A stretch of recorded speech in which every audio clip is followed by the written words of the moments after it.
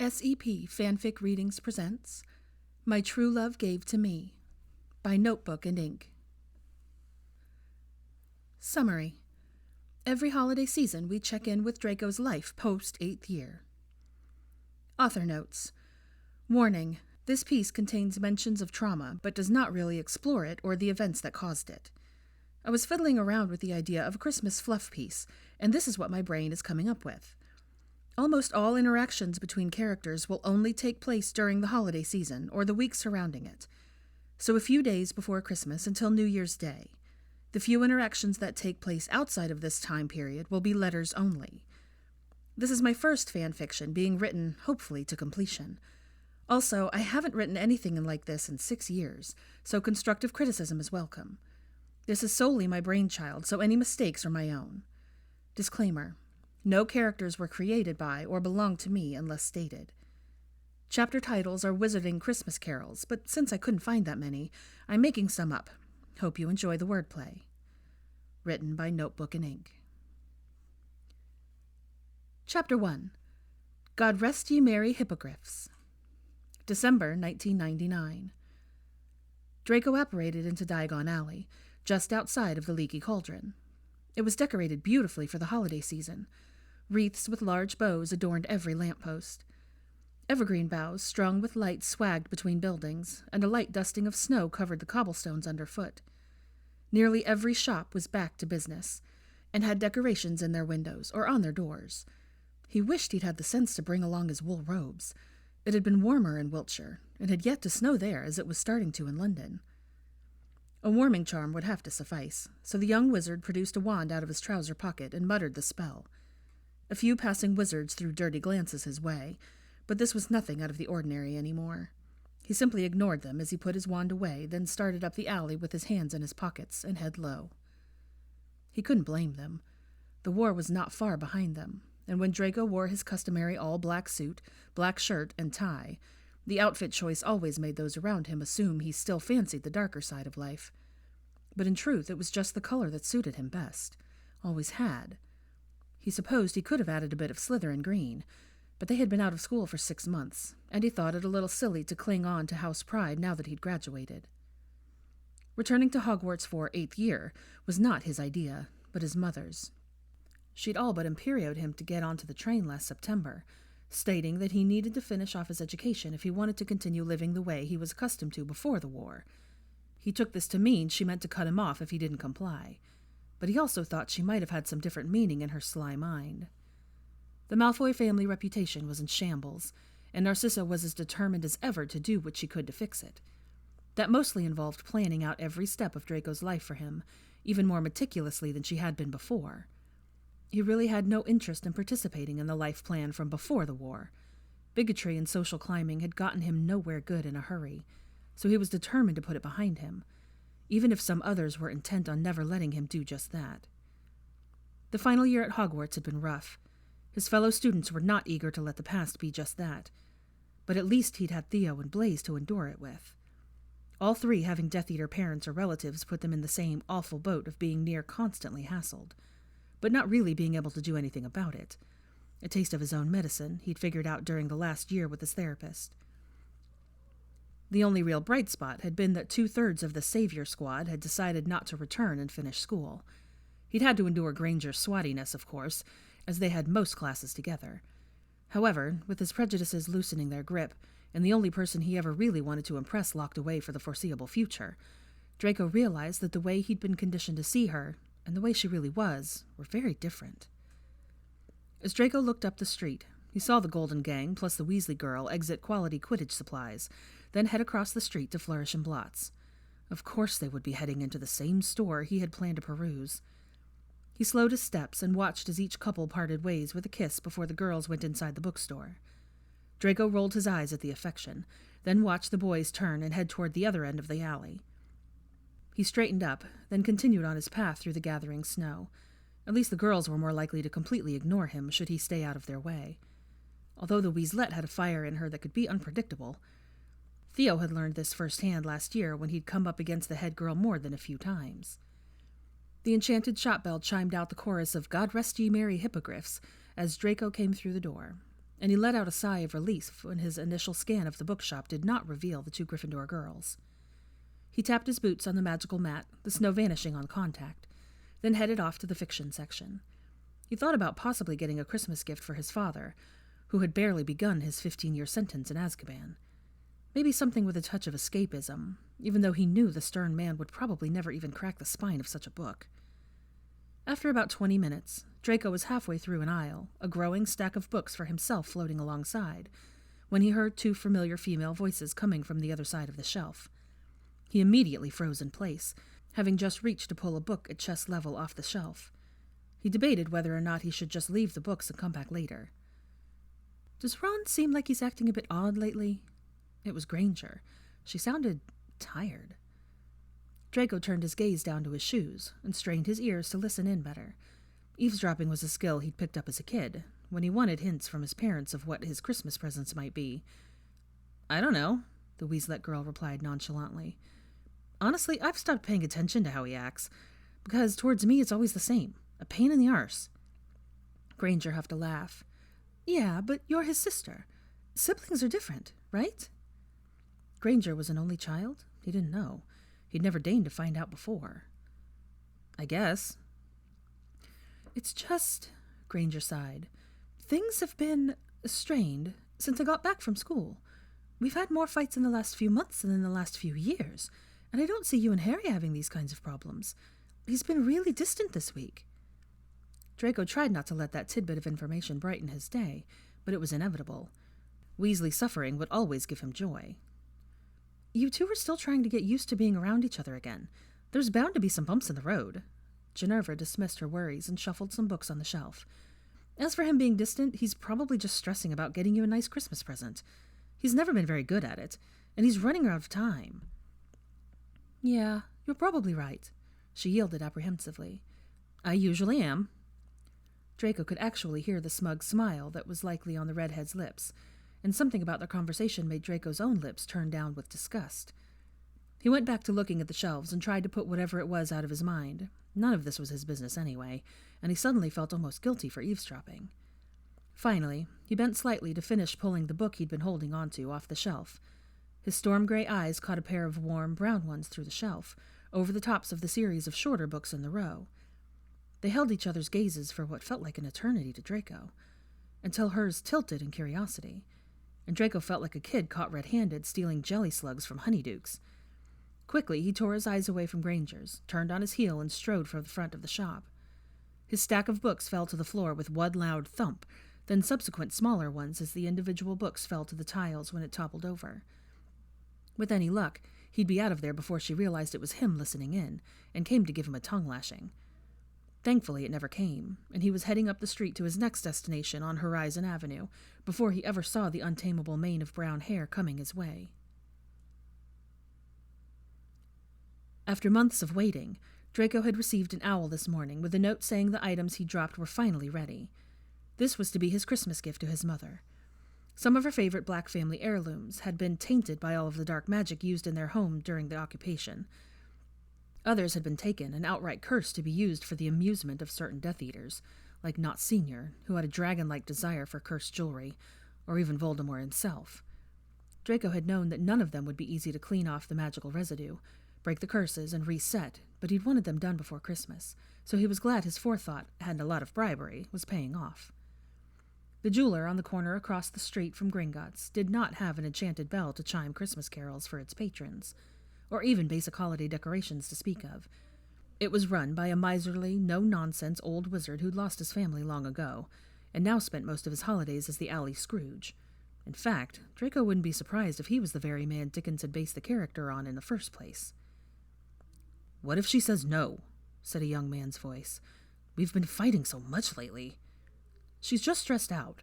You know how things have been going with her parents," another replied. "Ah, young Master Malfoy." The shop owner greeted him as Draco came away from the door. He was behind a glass case. That from his previous visits he knew held rings. In front of that case stood one young man with shaggy brown hair and the other with a shock of red. "Odd fellow." Draco nodded in their direction, trying hard not to grind his teeth at the sight of the old schoolmates. "I'll go and get your items from the back." Have the rest of your payment ready when I return?" Draco nodded, and the old wizard glacially pushed away from the counter, then made his way through an ornate archway in the back wall.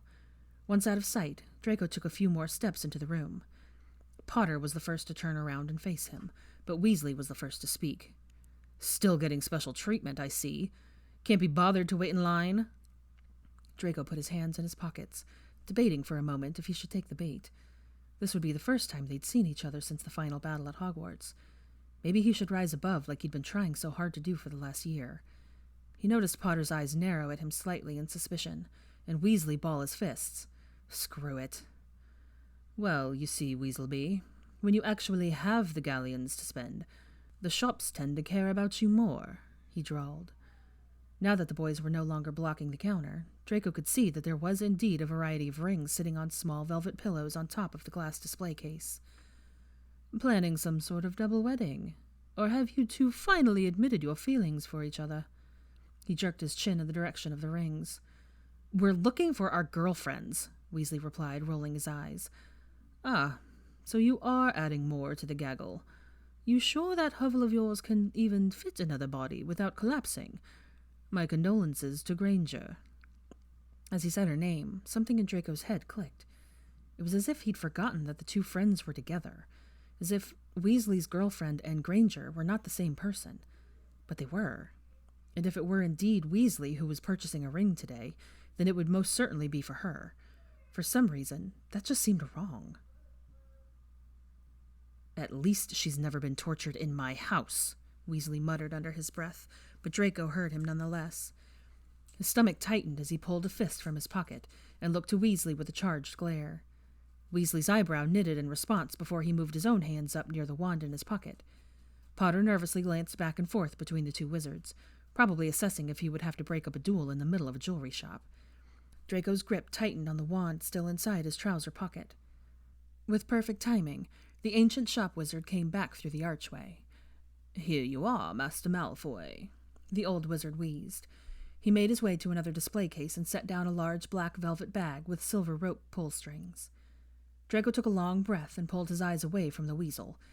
He released his wand, then strode forward to meet the old man. He picked up the bag and peered inside to count the number of smaller matching bags within to ensure he left with as much as he'd brought in. He could feel the eyes of his classmates watching him, but he refused to look back, the fear of hexing Weasley where he stood simply for the dumb look he was probably wore on his face. Wanting nothing more than to get out of the shop and away from the temptation, Draco fished the money out of his pocket and set it on the lit-up glass with a clink. He'd have to double-check everything when he got home instead. "If they're not up to my mother's satisfaction, you will be hearing from us," he warned the shopkeeper. Draco gripped the bag in his hand, turned on his heel, and stalked out of the shop without another glance to the young wizards. With a sharp crack, Draco apparated into the foyer of Malfoy Manor. He scrubbed a hand down his face, then up through his hair. He was getting a little shaggy at the top, and he wondered how long it would be before his mother commented on it. His mother had the manor decorated lavishly for the season.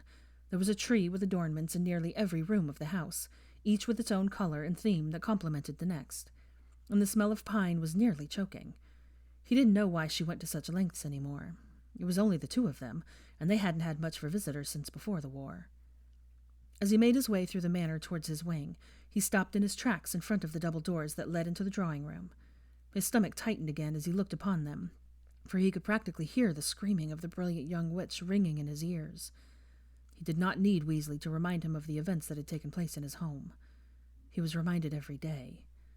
Though he had not set foot in that accursed room since the end of the war, he was pretty sure his mother hadn't either.